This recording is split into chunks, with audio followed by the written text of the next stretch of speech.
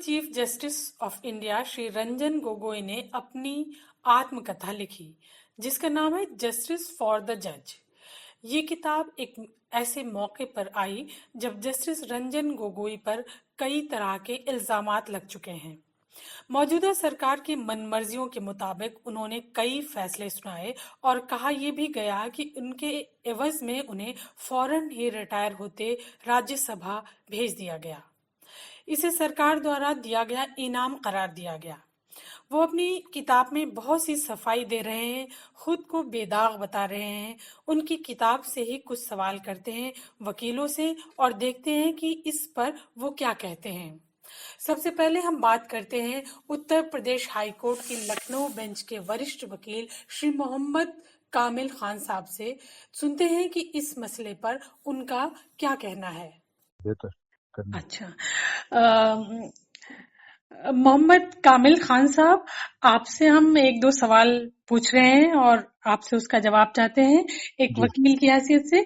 नागालैंड की हालिया घटना से पूरा देश स्तब्ध रहा और देश सशस्त्र बल विशेष अधिकार कानून जो है उसे रद्द किए जाने की मांग कर रहा है।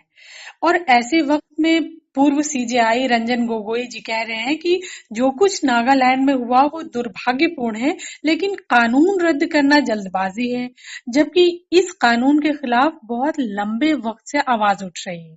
तो ऐसे वक्त में उनकी इस टिप्पणी को आप कैसे देखते हैं? देखिए नाइस जी, हम ये देखते हैं कि हमने टीवी पर और अखबारों में ये देखा कि जब से ये बीएसएफ को ये अफसफा जो कानून इनको जी। अधिकार दिया गया है, इसका ये नाजायज फायदा इन्होंने मतलब इसको गलत इस्तेमाल कर रहे हैं। और ये कानून गंगोई साहब जो कह रहे हैं जल्द से जल्द ये कानून और इनको जो अधिकार दिया है ये खत्म कर देना चाहिए, क्योंकि जी इससे पहले पुलिस के पास था वो इतनी पावर, इतनी ज्यादती या उसका इस्तेमाल नहीं कर रही थी। इनको कानून आते ही इनके पास ये अधिनियम जो बनाया गया ये अधिकार, ये इसका मिसयूज कर रहे हैं। इसको जल्द से जल्द रद्द कर देना चाहिए। लेकिन रंजन गोगोई साहब तो कह रहे हैं कि कोई जल्दबाजी की जरूरत नहीं है। वो ऐसा क्यों कह रहे हैं, आपको क्या लगता है? देखिए वो सरकारी जबान बोल रहे हैं और कुछ दिनों से ये देखा गया है कि वो सरकार के ही होकर रह गए हैं, तो लिहाजा सरकार जो चाह रही है वो वही कह रहे हैं।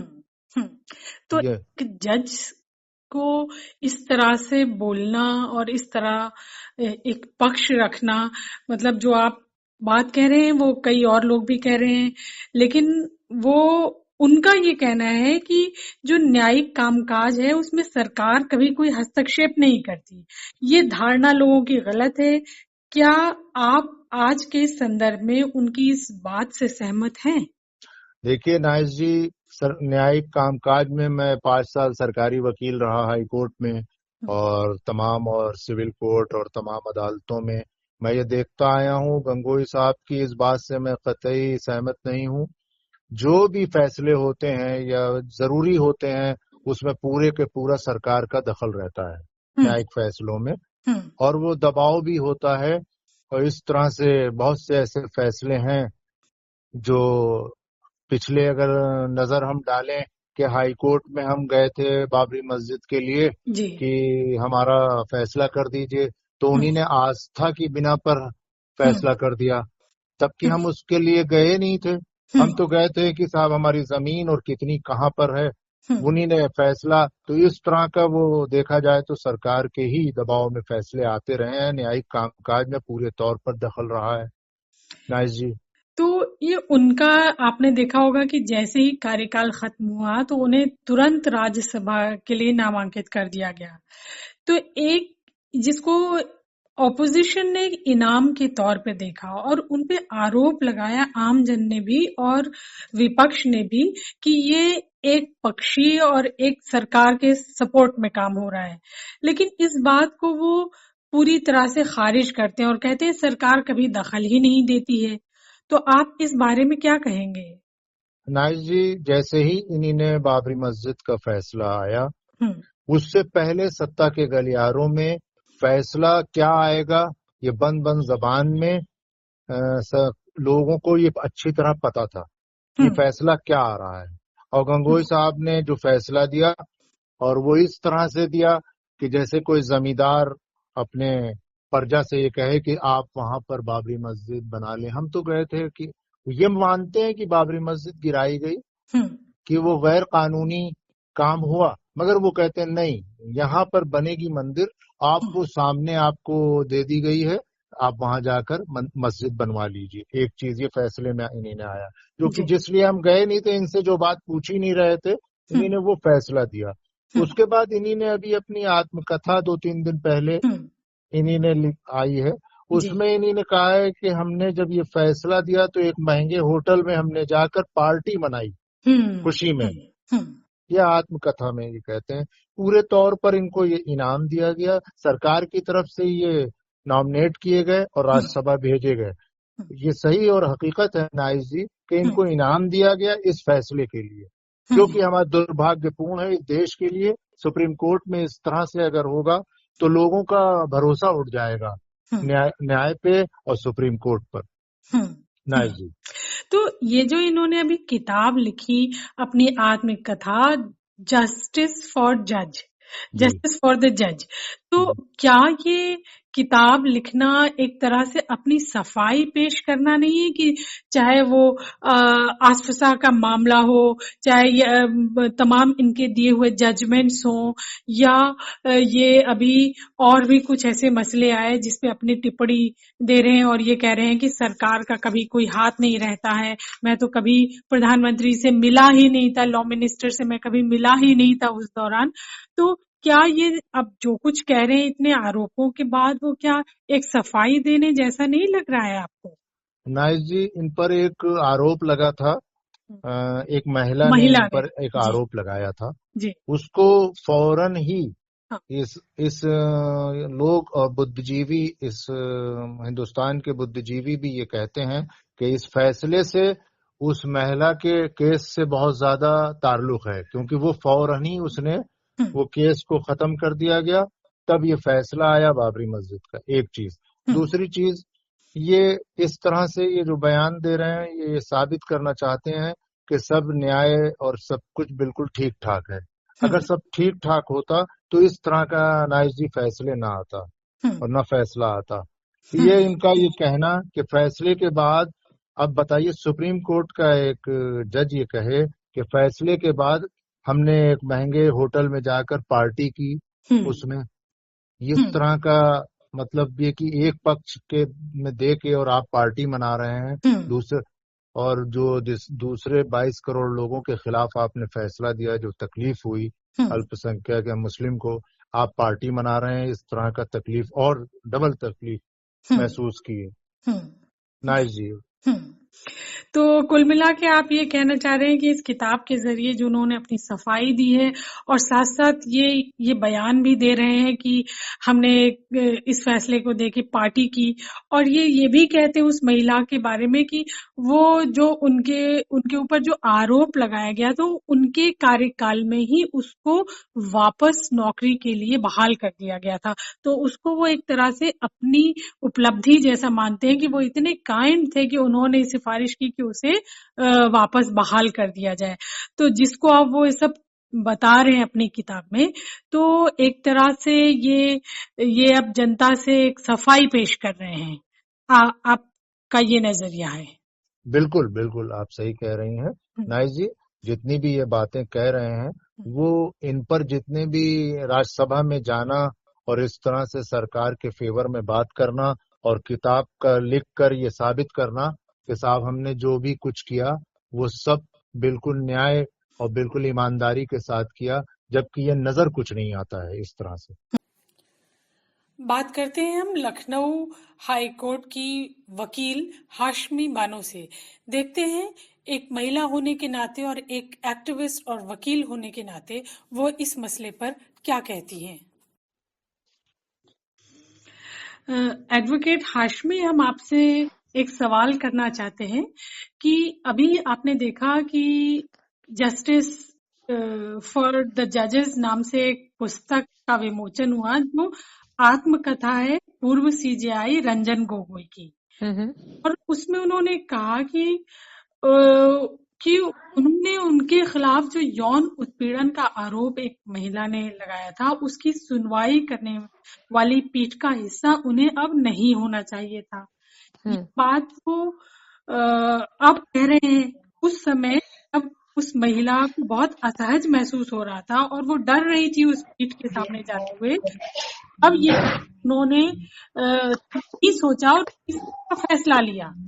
तो अब कहना नाटकीय सा नहीं लग रहा है कि अब वो उस वक्त की बात कर रहे हैं जब इतने सारे जजेस ने मिलके उनको बचा लिया। और इस विषय में आप क्या कहना चाहती हैं?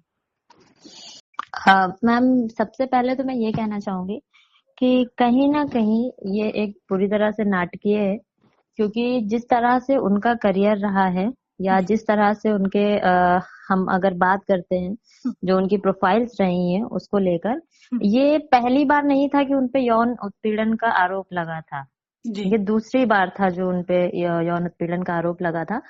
बट क्या था कि एक पे उन्होंने शायद दबाव बना के जिस तरह से भी केस को डिसमिस किया था, दूसरे का क्या रहा कि ये केस थोड़ा हाई प्रोफाइल का हो गया और कहीं ना कहीं ये पूरी तरह से दबाव बना रहे थे। और उस दबाव को बनाने की कुछ वजह ये भी है, जैसे कि आपको पता होगा कि 2013 से पहले भी कुछ ऐसे ही केसेस रहे हैं जिनमें महिलाएं कहीं पे भी अपनी शिकायत नहीं कर पाती थी, जो भी किसी प्राइवेट ऑफिस में काम कर रही हो या किसी सरकारी कार्यालय में काम कर रही हो, बट उनके पास कोई ऑप्शन नहीं होता था कि वो इस बात को कैसे वहां पे कहें। फिर उन्हीं चीजों से निकलकर फिर एक एक्ट बनाया गया जिसका नाम था कार्यस्थल पर महिलाओं के साथ होने वाले जो यौन उत्पीड़न है उसकी रोकथाम, निषेध और निवारण को का जो अधिनियम है 2013 एक्ट, ये पारित किया गया। अच्छा, उसमें भी कुछ चीजें मुझे लगता है जो ठीक नहीं है, जिसकी वजह से भी महिलाओं पे कहीं ना कहीं दबाव बन जाता है। अगर आप उसके कुछ पॉइंट्स को पढ़ेंगे तो आपको पता चलेगा कि कई ऐसी चीजें हैं जिनमें जो उनको पूरी तरह से आजादी नहीं देती अपनी बात रखने की। लेकिन ये तो जज थे और इनके कार्यालय में वो महिला काम करती थी। जिस तरह से उन्होंने हरकत की और वो महिला खुल के सामने आई, फिर उनका बचाव किया गया, ये पूरी घटना काफी स्तब्ध करने वाली, कभी काफी चौंकाने वाली थी। लोग इनके बचाव में खड़े हो गए। तो ये एक जज इस तरह से जो हरकत कर रहा था, वो आप कैसा देखती है एक वकील होने के नाते, एक्टिविस्ट होने के नाते? देखिए, अगर मैं अपनी बात करूं तो मैं खुद एक वर्किंग गर्ल हूँ। मैं प्राइवेट जॉब भी करती हूँ और कहीं ना कहीं अक्सर मेरा कोर्ट भी आना जाना लगा रहता है। तो जब भी कभी भी हम कहीं पे भी ऐसे डेजिग्नेशन को देखते हैं जहाँ पे हमें लगता है कि यहाँ पर कुछ ऐसा हो रहा है, जैसे कि होता नहीं, एक छोटे परिवार में भी अक्सर ऐसा होता है कि कुछ रिश्ते ऐसे होते हैं जो मानने पे बहुत ज्यादा बड़े होते हैं, उनको लगता है कि वो एक हाईएस्ट लेवल के रिश्ते हैं तो उनके खिलाफ हम आवाज नहीं उठा सकते। तो मुझे जहां तक मैंने तो पूरा केस अभी पढ़ा नहीं ठीक से, बट जहां तक मैं जानती हूँ या मेरी जो जानकारी है उसके हिसाब से मुझे ये लग रहा है कि जज साहब हो या कोई भी हो, अगर उनके खिलाफ आवाज उठाई गई है या किसी महिला ने अगर आवाज उठाई है, वो यहाँ तक चल कर आई है और उसके साथ जो हो रहा है बदले में, तो मुझे वो पूरी तरह से ये लग रहा है कि वो एक हाई प्रोफाइल होने की वजह से एक महिला पे दबाव ही बनाया जा रहा है पूरी तरह से, और मुझे नहीं लगता कि वो उसके साथ सही हो रहा है। मैं जहां तक कुछ भी पॉइंट्स देख पा रही हूँ, मुझे उनमें कुछ ना कुछ कमी लगी रही है लगातार। तो ये रंजन गोगोई साहब जैसे ही रिटायर होते हैं फौरन उन्हें राज्यसभा भेज दिया जाता है और वो ये कहते हैं कि नहीं, सरकार का न्यायपालिका के साथ जो कार्य है उसमें कोई दखल ही नहीं होता है। ये ऐसी धारणा बिल्कुल गलत है। तो आपको क्या लगता है, वो जो बात कह रहे हैं सही है वो? देखिए, ये तो खैर अभी क्या होता है ना कि कुछ चीजें ऐसे भी हैं जिनको उन्होंने क्या कहेंगे उसको, कि सरकारी पैटर्न पे भी वो उनको लेकर चल रहे हैं, क्योंकि उनको ऐसा लगता है कि वो अपने आने वाले आगे के जो भी चीजें हैं उनको सिक्योर करने की कोशिश कर रहे हैं। कहीं ना कहीं वो ये बात कह रहे हैं कि आजादी को एक गंभीर खतरा बताते हैं कि वो न्यायपालिका की जो आजादी है उसके लिए एक गंभीर खतरा बन रहा है। ये जुडिशरी को अस्थिर करने की उनको ये डर लगता है कहीं ना कहीं कि हम अगर क्या होता है ना, एक सबसे बड़ा जो राइट होता है किसी जज के लिए, मतलब किसी भी जो जूनियर असिस्टेंट है या फिर किसी लीगल या न्यायपालिका या किसी भी सरकारी इससे है, तो अगर किसी बड़े पद पर हम किसी तरह का एक्शन लेते हैं तो एक बड़ा ये भी होता है कि उनके खिलाफ महाभियोग भी चलाया जा सकता है।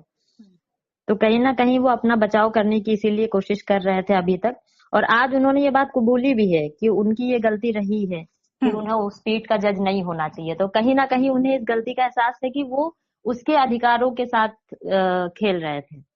तो ये एक इतना बड़ा जज जो 45 साल से मतलब जुडिशरी में है, जो वकील रहा, जो जज बना, तो क्या उसको अभी 2 साल पहले ये बात समझ में आई कि नहीं उसने गलत किया, जब वो उसके सामने बैठा है? मतलब यहाँ पे अपराधी और जज जो जिसने अपराध किया दोनों आमने सामने हैं, और वही मुंसिफ है, वही मुजरिम है।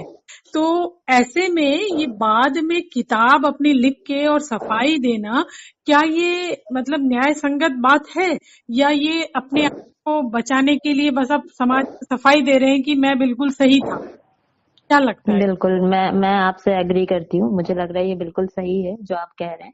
ये कहीं ना कहीं अपने आप को बचाने के लिए ही कर रहे हैं, जस्ट बिकॉज कि ये उस वक्त रिटायर्ड नहीं थे, चीफ जस्टिस थे उस वक्त, और उन्हें लग क्या रहा था, ये हो भी सकता था अगर सपोर्ट मिला होता या प्रॉपर लीगल तरीके से प्रोसेस किया गया होता तो शायद उनके खिलाफ महाअभियोग लाया जा सकता था। ये एक केस कर्नाटक के जज साहब के भी, हाईकोर्ट के जज हैं, उनके खिलाफ भी हो चुका है। तो वहां पर ये हो सकता था कि अगर वो साबित हो जाता तो उन्हें उस पद से हटाया जा सकता था। वो उसको ही बचाने की कोशिश कर रहे थे। फिर कहीं ना कहीं उन्हें, मुझे लगता है कहीं ना कहीं सरकार का भी उन्हें काफी सपोर्ट रहा है, इसीलिए आज शायद वो राज्यसभा सांसद में हैं। तो मैं बिल्कुल एग्री करती हूँ। वो एक सरकार का पक्ष बन के काम कर रहे थे, या वो एक बिल्कुल न्यायप्रियता के उसमें थे? अभी तक तो जहां तक मुझे लगता है, अगर मैं उनको समझ पा रही हूँ, तो शायद वो एक सरकार का पक्ष बनकर ही काम कर रहे हैं। जस्टिस रंजन गोगोई अपनी किताब जस्टिस फॉर द जज के जरिए यौन उत्पीड़न, बाबरी मस्जिद केस, उनका राज्यसभा जाना, नागालैंड जैसे कई मसलों पर अपनी राय जनता के सामने ला रहे हैं, और जनता के सामने खुद को पाक दामन भी बता रहे हैं। लेकिन आसपा कानून पर अभी भी उनका जवाब संतोषजनक नहीं है। ऐसा लगता है कि वो बीजेपी के बयान का इंतजार कर रहे हैं और उसके बाद ही अपनी लाइन तय करेंगे कि उन्हें इस मसले पर क्या कहना है, क्योंकि उन्होंने इस मसले पर कहा कि इस पर कानून बनाने के लिए जल्दबाजी नहीं करना चाहिए, जबकि इस कानून के खिलाफ एक लंबे समय से सवाल उठ रहा है। इतनी सफाई देने के बाद भी क्या जनता उनकी किरदार कुशी को अपने जहन से हटा पाएगी? ये एक बड़ा सवाल बना हुआ है।